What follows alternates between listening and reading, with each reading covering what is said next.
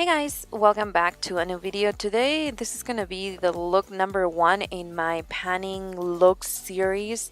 I am trying to pan the chocolate bar in 2017 and I really want to be successful in this challenge, so I decided that I'm going to create different looks, and the ones that I enjoy the most kind of share it with everyone, just in case that you were curious to see how I'm using these eyeshadows or you need some ideas. So for this look I started using this Absolute New York. It's like a liquid pigment. It's very easy to work with, and I applied into the lid area, and then grabbing a small but fluffy blending brush, I wanted to make sure that I blend the edges. It's very easy to blend. It really is shimmery, but it doesn't have like flaky little shimmer particles or glitter or anything. It's really easy to work with.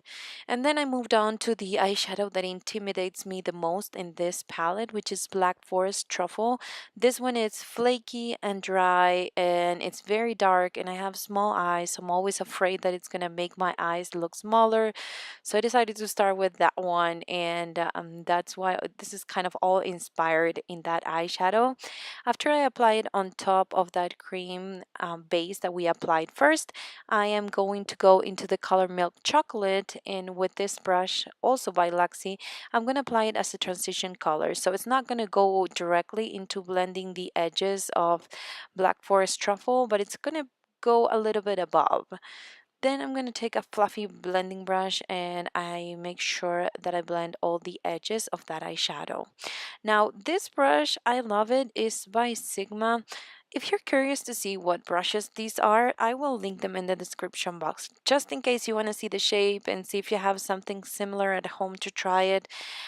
This brush has more of a pointy tip, but it's very dense. So I'm applying the color Semi-Sweet, and this one is going to go into the edges of a Black Forest Truffle, and it's going to create a little bit more depth. Then I did a little bit more blending and moved on to this ColourPop eyeshadow, which is the color Blaze, and I'm going to apply it just on top of Black Forest Truffle. Now, this is something that I think it does make a difference, and that's why I try to do it, especially when I'm not too comfortable with the shades. I took this matte eyeshadow, and with a fluffy blending brush, I went on all the edges, especially the outer part of the eye, like you are watching right now, and blended it just to make sure that everything looks very smoky and seamless. Then I am going to use this Kat Von D liquid liner, and I'm going to create a small line. Nothing too dramatic. I mean, this is totally depends on you, but since I have small eyes and I'm applying darker colors, I feel like that's the best way to go for me. Then I used a little bit of a pencil black liner into the waterline just to make sure that I create more depth into that area, since I have a thicker liner for today.